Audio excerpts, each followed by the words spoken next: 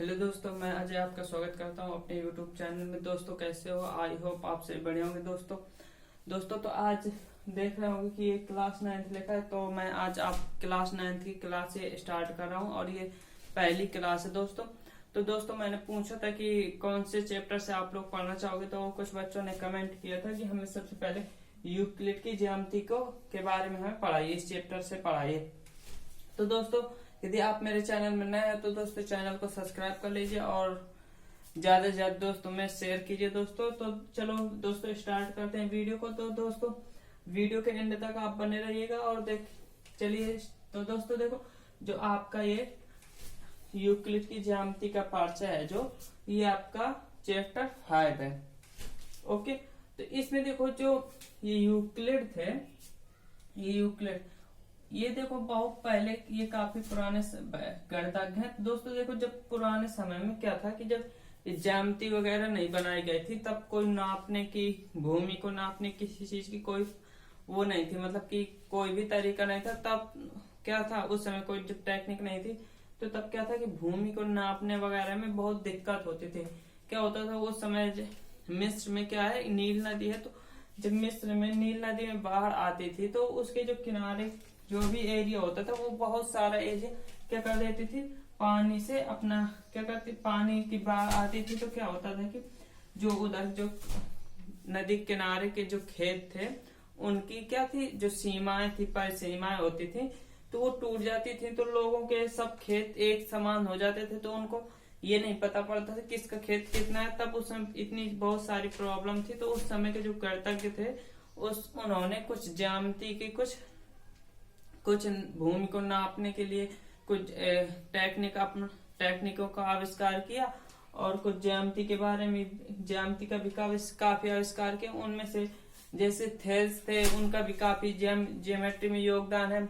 और उनके एक शिष्य थे पाइथागोरस, उनका तो नाम आप सभी लोग जानते ही होंगे, उनका भी काफी योगदान है।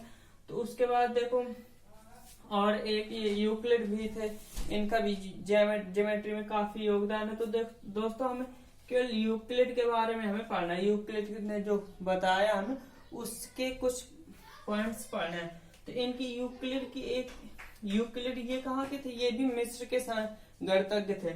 तो इनकी एक पुस्तक है एलिमेंट्स।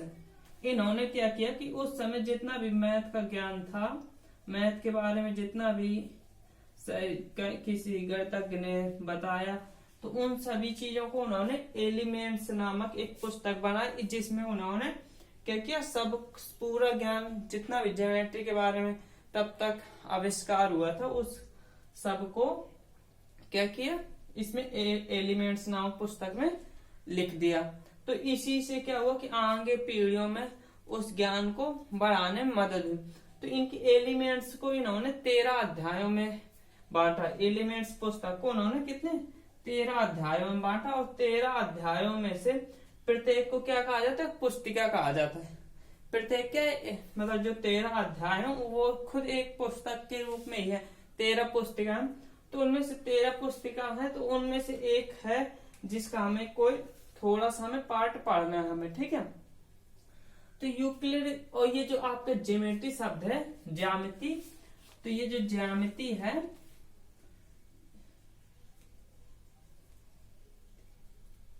ज्यामिति, तो ज्यामिति 2 शब्दों से मिलकर बना है। इसका मतलब ज्योमेट्री 2 शब्दों से मिलकर बना है, जियो और मेट्री, ठीक है। ये किससे, इन 2 वर्डों से मिलकर बना है ज्यामिति।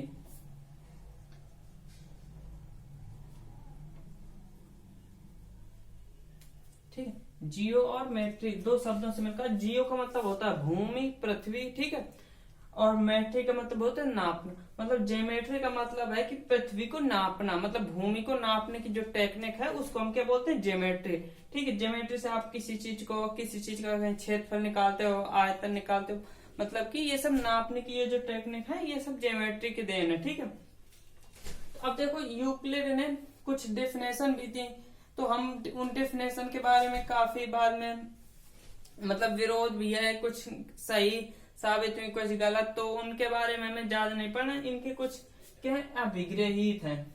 यूक्लिड के कुछ अभिग्रहित हैं, एक्सियोम जिनको बोलते हैं, और इनकी कुछ अभिधारणा है। तो अभी हम पहले अभिग्रहित पढ़ते हैं, फिर हम इनके अभिधारणाओं के बारे में पढ़ेंगे। तो ये जो अभिग्रहित होते हैं, अभिग्रहित ये क्या होते हैं कि आपके केवल ज्योमेट्री भर में लागू नहीं होते, ये मैथ में पहले से भी लागू होते चले आ रहे हैं, और आप मैथ में हर क्षेत्र में इनका यूज करते हो, ठीक है। और जो इनकी अभी इसके बाद हम अभिधारणाएं पढ़ेंगे। तो जो अभिधारणाएं होती हैं वो केवल आपको ज्योमेट्री में ही, ज्यामिति में ही यूज करते हैं उनको, ठीक है।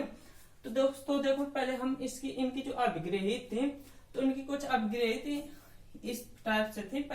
एक थी जैसे वे वस्तुएं जो एक ही वस्तु के बराबर हो, एक दूसरे के बराबर होते हैं। इसका मतलब है, कह रहा है वे वस्तुएं जो एक दूसरे के बराबर हो, वो एक दूसरे के, मतलब जो वस्तुएं बराबर हो वो एक दूसरे के बराबर होते हैं। सपोज जैसे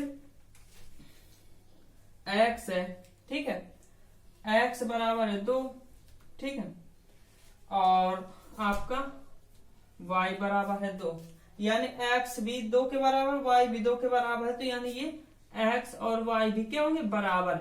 इसका मतलब ये है, ठीक है। आप ये सब यूज करते चले आ रहे हो गणित में, ठीक है। तो जैसे देखो, अब दूसरी जो है, यदि बराबरों को बराबरों में जोड़ा जाए तो पूर्ण भी बराबर होगा। जैसे हम बराबरों में, जैसे 5 के बराबर होगा तो 5 के बराबर। यदि 5 इन बराबर, ये बराबर, इनमें कोई भी संख्या बराबर, मान लो जैसे दोनों में बराबर हमने 2 जोड़ दिया, तो ये जो इनका योगफल आएगा वो भी बराबर होगा कि नहीं होगा, ये आप पहले से जानते हो। जैसे हमने ए लिखा, ए में हमने बी जोड़ दिया, ए में हमने सी जोड़ दिया, ठीक है। और पहले से देखो, जैसे ए बराबर है आपका बी के बराबर है, ठीक। अब दोनों में हम सी जोड़ दें, ए प्लस सी और बी प्लस सी, तो ये भी आपस में, जब ए और बी बराबर हैं, तो अगर हम इनमें सी जोड़ दें तो ये भी A plus C plus B plus C, ये भी आपस में बराबर हो। इसका मतलब ये है, ठीक है। अब जो तीसरी है, यदि बराबरों को बराबरों से घटाया जाए तो शेषफल भी बराबर होता है। यदि ये जैसे ए और बी बराबर है, ठीक है, अब इनमें कोई बराबर संख्या घटा दी जाए, जैसे हमने दोनों में सी घटा दिया, तो अब ये भी जो घटाने के बाद बचा ए बी बराबर है, हमने इसमें जैसे सी घटा दिया, तो ये भी क्या होंगे, ये भी बराबर होंगे, ठीक है। यानी बराबरों को बराबरों से घटाया जाए तो शेषफल भी क्या होता है, बराबर होता है। वे वस्तुएं जो परस्पर समपाती हो, एक दूसरे के बराबर, मतलब कोई वस्तु है दो, जो मतलब कि एंगल से, सब जगह से सब बिल्कुल सेम है, साइज आकार सब कुछ सेम है, तो वो भी क्या होंगी, बराबर होंगी। जैसे आपने पढ़ा होगा कि त्रिभुज में पढ़ा है,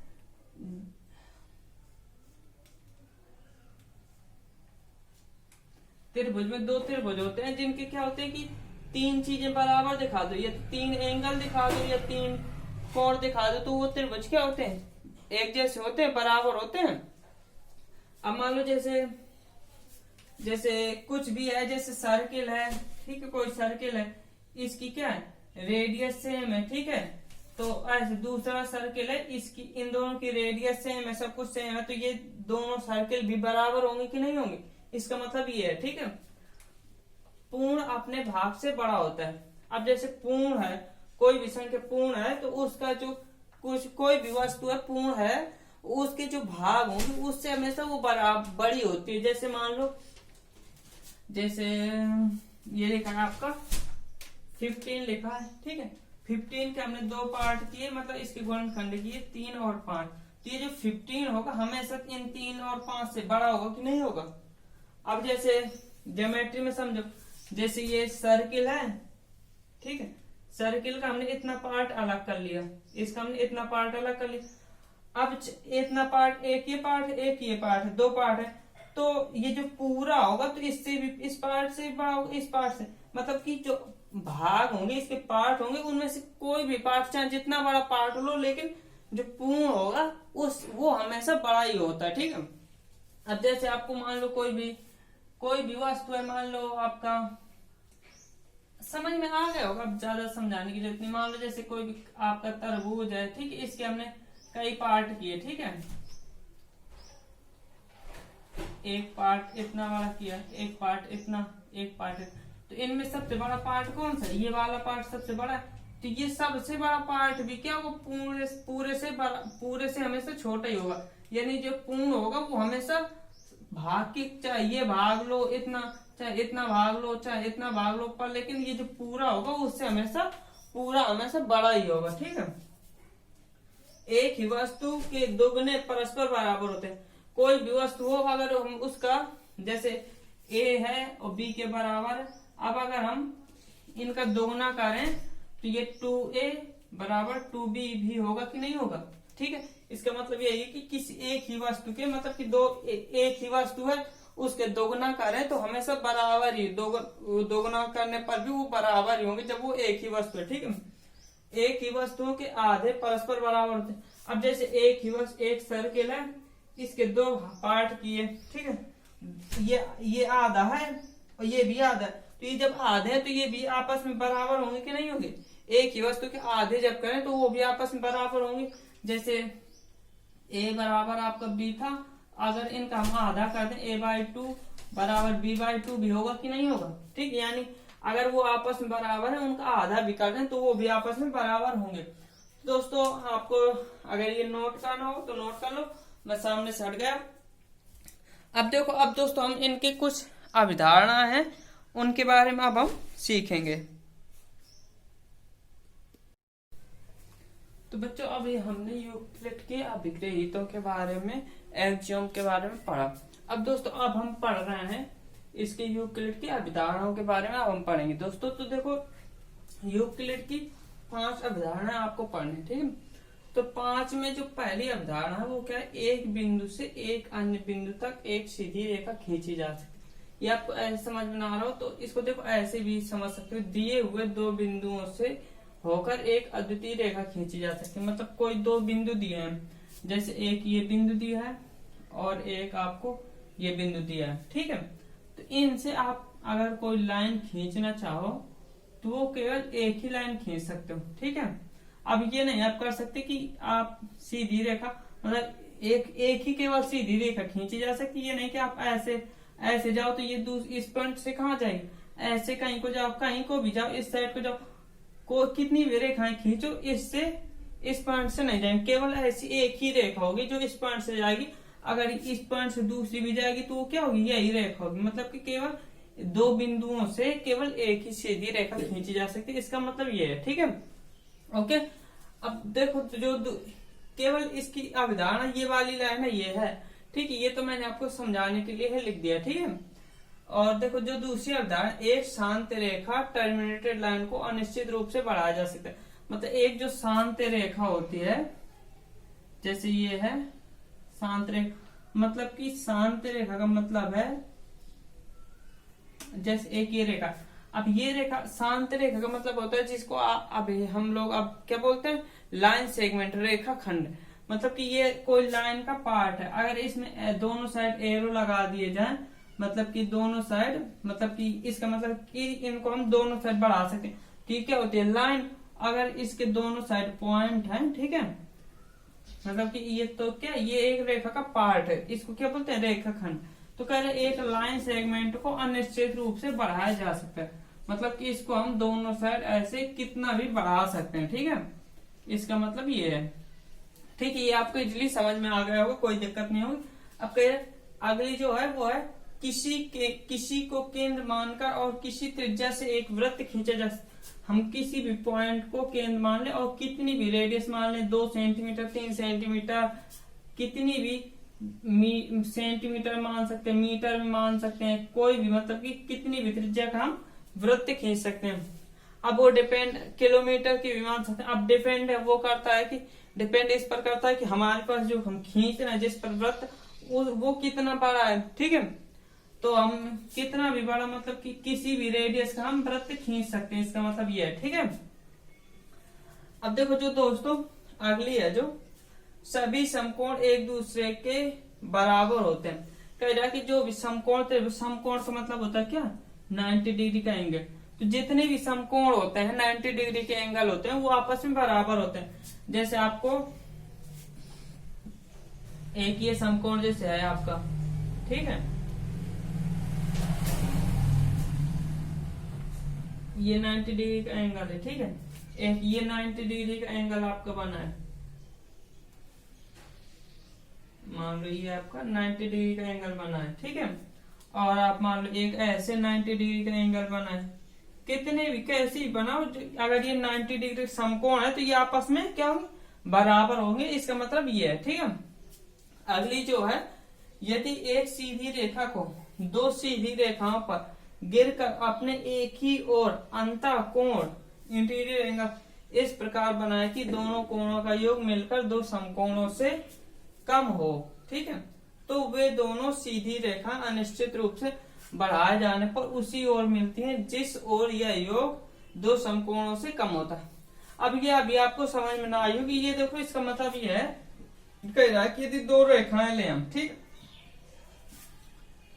दो रेखाएं ले, ठीक है, ये सपोज, ठीक है, ये दो रेखाएं हमने ली।